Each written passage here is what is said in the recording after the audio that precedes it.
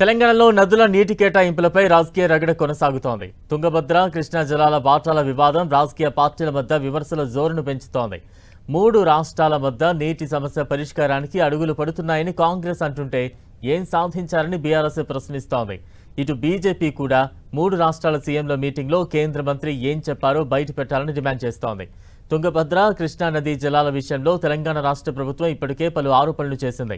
రావాల్సిన నీటి వాటాల విషయంలో వెనక్కు తగ్గేదే లేదంటూ తుంగభద్ర నదిపై నిర్మిస్తున్న ప్రాజెక్టులను నిలిపివేయాలంటూ పట్టుబడుతోంది తెలంగాణ సర్కార్. అదేవిధంగా కృష్ణా నదిపైన ఆంధ్రప్రదేశ్ చేపట్టబోయే ప్రాజెక్టుల విషయంలో కూడా అభ్యంతరాలను వ్యక్తం చేస్తోంది రేవంత్ రెడ్డి సర్కార్. అయితే తుంగభద్ర డ్యామ్ గేట్ల ఓపెనింగ్ సందర్భంగా జరిగిన సమావేశంలో తెలంగాణకు దక్కాల్సిన నీటి వాటాల విషయంలో స్పష్టత రాలేదని అభిప్రాయాలు వ్యక్తమవుతున్నాయి. అయితే వివాదాల కంటే చర్చల ద్వారా సమస్యల పరిష్కారానికే తాను ప్రాధాన్యత ఇస్తానని సీఎం రేవంత్ రెడ్డి స్పష్టం చేశారు. 3 రాష్ట్రాల మధ్య చర్చలు, ఒప్పందాలు కుదిరాయని ఆయన చెప్పారు. రాజకీయాలకు అతీతంగా బళ్ళారి, అనంతపురం, కర్నూలు, మహబూబ్ నగర్, పాలమూరు రైతాంగ ప్రయోజనాల కోసం కలిసి పనిచేయాలని నిర్ణయించారు. ఇక ఇదిలా ఉంటే బచావత్ ట్రిబ్యునల్ ప్రకారం తెలంగాణకు తుంగభద్ర నుంచి 15.9 టీఎంసీల నికర వాటా ఉండాలి. కానీ ఎగువన కర్ణాటక ప్రాజెక్టులు, ఇతర కారణాల వల్ల ప్రస్తుతం కేవలం 5 నుంచి 6 టీఎంసీలే అందుతోంది.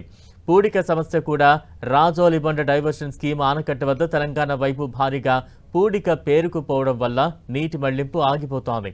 మరోవైపు బీఆర్ఎస్ ఇటు విమర్శలు గుప్పించింది.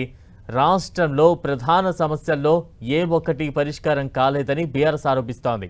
రాష్ట్ర నీటి హక్కుల పరిరక్షణను గాలికి వదిలేసి ప్రచారం పేరిట చేసిన డ్రామా తెలంగాణకు నిష్ప్రయోజనము అన్నారు హరీష్ రావు.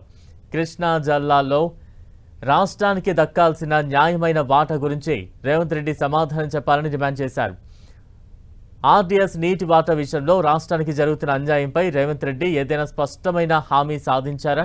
ఆంధ్ర వైపు ఉన్న ఆర్డీఎస్ తూములను శాశ్వతంగా మూసివేశాలా? ఆర్డీఎస్ ఆనకట్టకు మరమ్మతులు చేశాలా? ఆంధ్రప్రదేశ్ ప్రభుత్వాన్ని ఒప్పించారా అని నిలదీశారు. ఇటు బీజేపీ కూడా ఘాటుగా స్పందించింది. కేంద్ర మంత్రి సిఆర్ పాటిల్ ఏ ప్రాజెక్టుల గురించి మాట్లాడారో రేవంత్ రెడ్డి స్పష్టత ఇవ్వాలని రామచంద్రరావు డిమాండ్ చేశారు.